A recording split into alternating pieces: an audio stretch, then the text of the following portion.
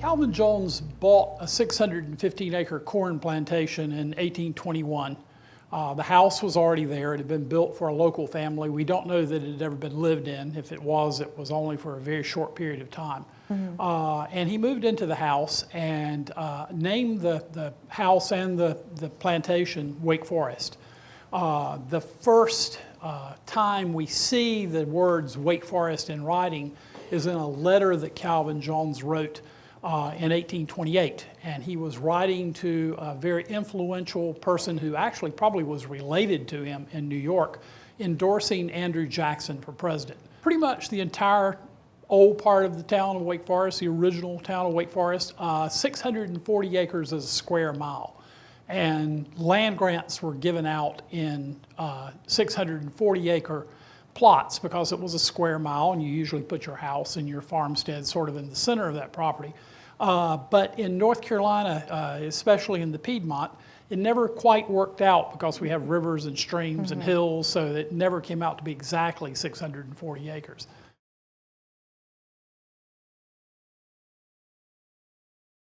This was after 1872, the downtown area began to develop. The college began to sell off the land that was on the east side of the railroad track.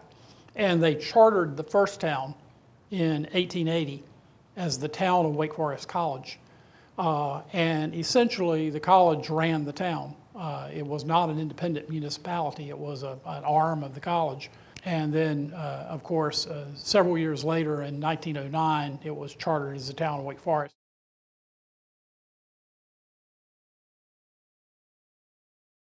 The admission is absolutely free. Woo!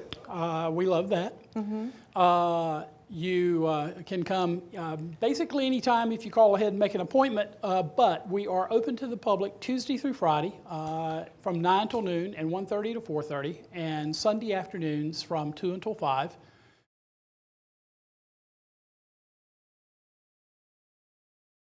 Well, the town wanted a book about the centennial.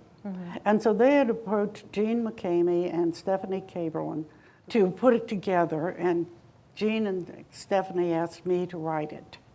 And they researched it. They found artists who donated original art. And they're beautiful. And Jean and I spent several hours looking through all the Weekly old issues, looking up pictures and articles, things.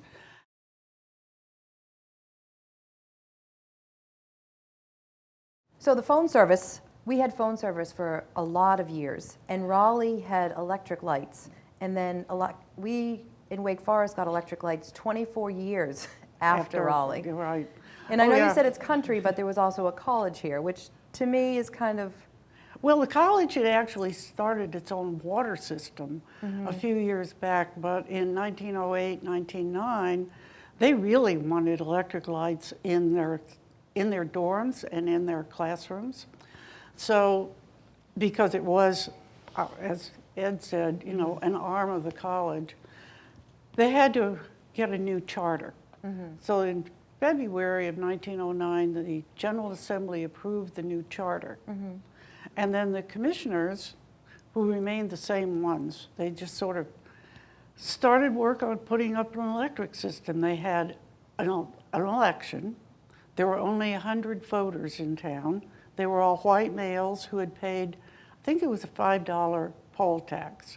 And they voted for $15,000 in bonds, which turned out not to cover the whole cost of things.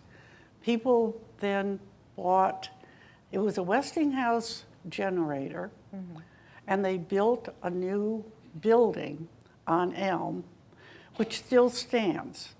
It held the generator and the steam plant that operated, made it work, and it also had the mayor's office and a lockup. That wasn't even that long ago. If you think about it, I mean, it was 100, give or take, years ago. And if you look, and we just got electricity. And kind of a big deal. It was a big deal, and the building still stands. And if you look at it closely, you can see water, light. Now, where is this building? On Elm. It's now the Bright's Funeral Home Crematorium. And it's a small building. And you were telling me too that it also held the jail. Yeah, a little jail. So if you ever pass that street with that fancy doctor, the dentist on one side and the crematorium is on the other side, and you go over the big railroad tracks, And there's a small building that housed water, electric, and the jail. Right. So there were no it criminals. Actually, the water system came back in the 20s. Oh. Yeah, the town didn't have a water system until the 20s. And they built across the street from, the generator, they built a water treatment plant. They pulled water from Smith Creek. And they built a water treatment plant and put up an elevated water tower. And that building still stands, and it's now a dentist's office. Yes, with the crazy tree that's always dressed up for the Yes. holidays. I love it. And So the town had a permit from the state to discharge sewage, into both Richland and Smith Creeks.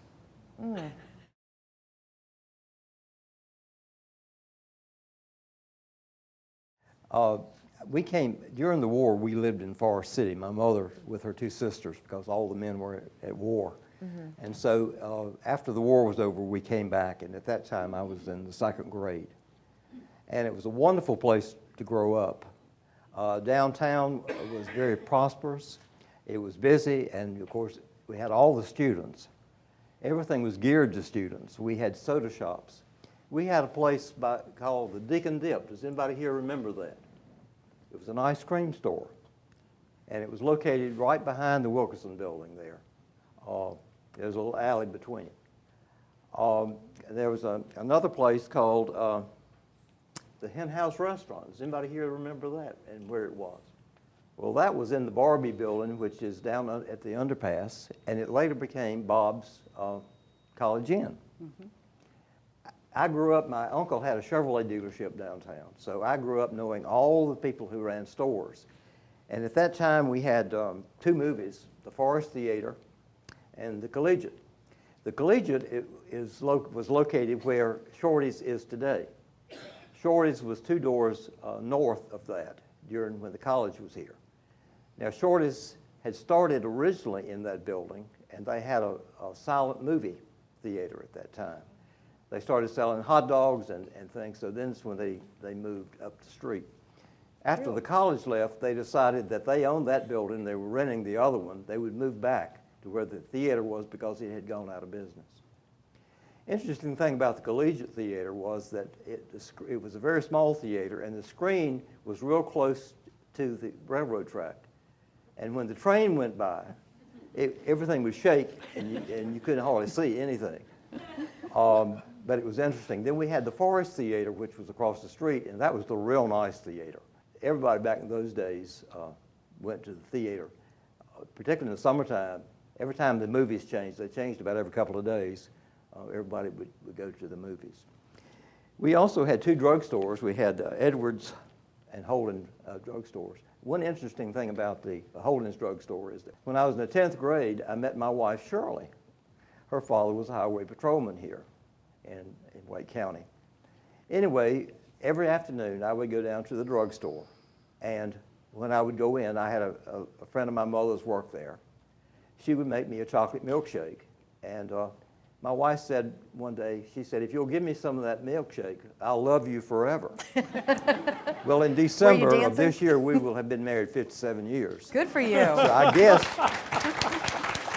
guess she meant it. She is not here so I could tell that story. She doesn't like me to tell it. So. Oh, that's funny. Now, I have a friend that's in her 50s, and she grew up in Wake Forest, and her mother would not let her into the back room at Shorty's. It was a big deal if you went into the back room at Shorty's, and she ended up going there when she was 21, and she was married, and her mother was flabbergasted. And that was, 30, 40 years ago. It's not very long. Were women not allowed there, and what goes on back there? Well, what people thought, I don't know what they thought went on there, but there was pool tables. I think they had about 5 or 6 tables. Originally, at one point, they had 2 bowling alleys as well. Oh, really? Yeah. Really? But I grew up, I didn't really, I went in the front part of Shorty's and ate hot dogs, but my parents didn't allow me to go in the back either.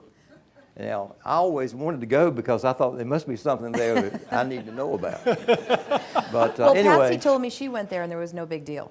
But she smelled like smoke and she came home, but I think they were just putting on an act. Oh, yeah. Yeah. So if anybody knows what goes on behind Shorty's in the back room. Any other funny stories? I heard a panty raid one. We are a Baptist community. Yeah, when I was in high school, of course, word got out that the college they were going to have a panty raid. And of course, we really didn't know what that was, and we were like the 9th grade. But anyhow, we all ran over there so we could be a part of it to see what was going on. So I was at the first panty raid at Wake Forest College.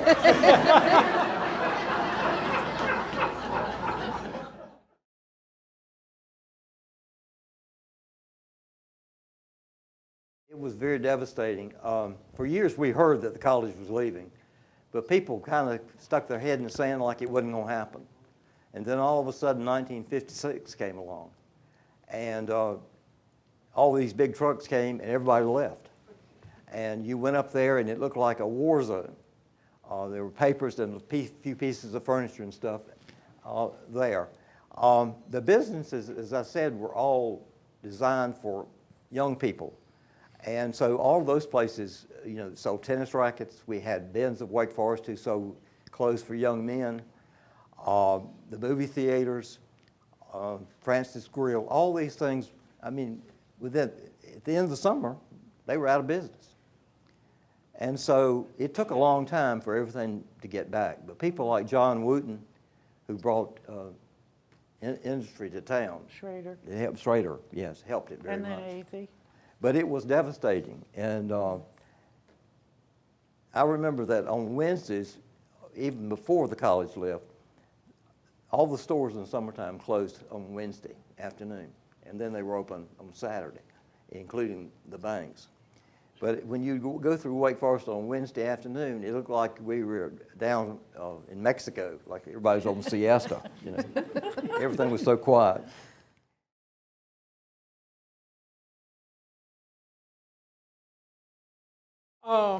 We learned from the Methodist. There was a little Methodist school in Randolph County called Trinity College. And the wealthiest family in the world were in Durham, North Carolina, in the early 20th century. They owned the American Tobacco Company. And they lured that little Methodist school to Durham, and they gave it a huge endowment and built it a bright, shiny Gothic campus, and they named it Duke University. After the Duke family. The R.J. Reynolds family owned the R.J. Reynolds Tobacco Company, which was the rival tobacco company, and they were several pegs down. They probably were only 6th or 7th wealthiest family in the world in the early 20th century. And they wanted them a college, just like the Dukes had gotten, for their hometown of Winston-Salem. So they went to Meredith College. We have any Meredith girls in here? Yeah, I see a few hands back there. They made the offer to Meredith to move to Winston. It also, part of the deal was that it would become co-educational, and Meredith said, no thank you, no men. Old Mrs. R.J. Reynolds was a staunch Presbyterian. R.J. was a Baptist. So they went to Davidson College out near Charlotte, Presbyterian school. The Presbyterians would take a drink in a minute, but they won't smoke a cigarette. They said it was tainted tobacco money, and they wouldn't take it. So then they came to Wake Forest. And the joke is, Wake Forest says, tain't enough money, so they upped the offer. But when the Wake Forest trustees accepted the offer, to get to the answer to your question, when they accepted the Reynolds family offer to move to Winston, they took a cue from Trinity College, and they said in the acceptance letter that the name could never change, and they actually went so far as to underline the word never. So Wake Forest went to Winston-Salem as Wake Forest. Now I was talking to somebody, and they said that a lot of people, and you included, get people on the way to Wake Forest University's graduation, and they come here. And their granddaughter's graduating in a half an hour, and they're not going to make it. That's right. The happens a lot. most recent one was just before the corner ice cream shop closed back a few years ago. The morning of graduation, an elderly couple came into the corner looking for their granddaughter's graduation, and they had to be told it was 2 hours west. Yeah. I wish they'd come back here and have classes. Yeah. Just one or two at the seminary. The very first football game in 1957 was with Clemson. And either on purpose or not, by accident, Wake Forest forgot to tell the Clemson fans that they had moved to Winston-Salem. And what's now Trentini Stadium was Grove Stadium in those days, and it was full of Clemson fans, but there was no football game. Wow. Tell us about the Deacons, too. Where did they get the name the Deacons? Because it wasn't always the Wake Forest Deacons. They started out as the Wake Forest Tigers, and that's where they get the school colors, the black and gold.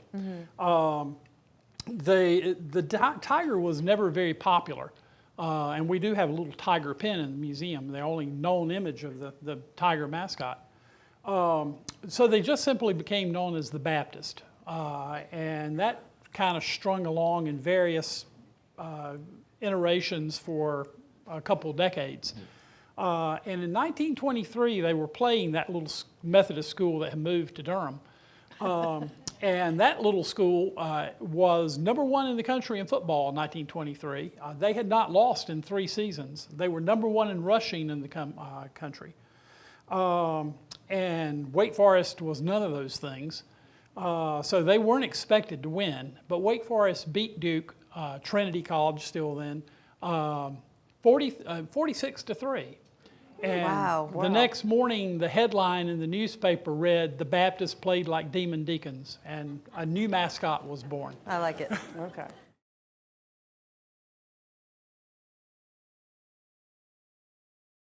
Seminary was not here originally. The Wake Forest was actually started in 1834 to educate young men for the Baptist ministry, and then it grew and became more of a classical college very quickly, also still educating Baptist ministers.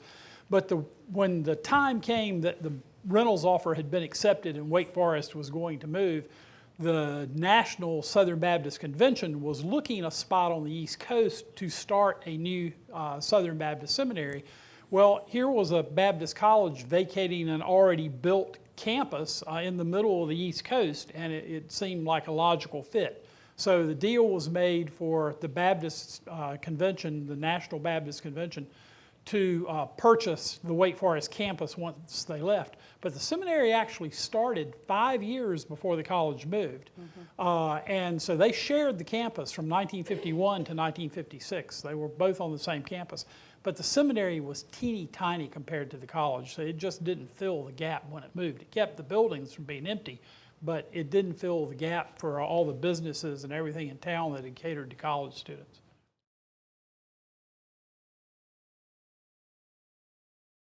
That's a good question, because for years we've been asked that. And the last time we did our update for our current community plan, that was one of the points that came out, was everyone really loved the small town atmosphere and feel of Wake Forest, and we had to save it. And our challenge was, okay, what does that actually mean? What am I saving? And when you're looking from the town's perspective and the things we're involved in, what are the things we do to do that? Well, it's interesting. About a year after we adopted the plan, and some of the folks here might have participated in it, but we did a focus group, several focus group meetings, just on that one topic, to ask folks to tell us, what does small town character in Wake Forest mean? And we drilled that down. And of course, the top 2 choices really didn't help us any. And what we're trying to do is, to marshal the growth and guide it a certain way. But it's things that all 3 of y'all just mentioned in your comments. The 2 top things were the people and the attitude of those people. And that's one of those intangibles, like, I can't really control that in the things we do with the town, but it's one of those special characteristics. And obviously, folks like you telling stories like this help convey that, and maybe that And having this many that's people how, show up and to listen. the folks here being here will help that carry forward. I love that.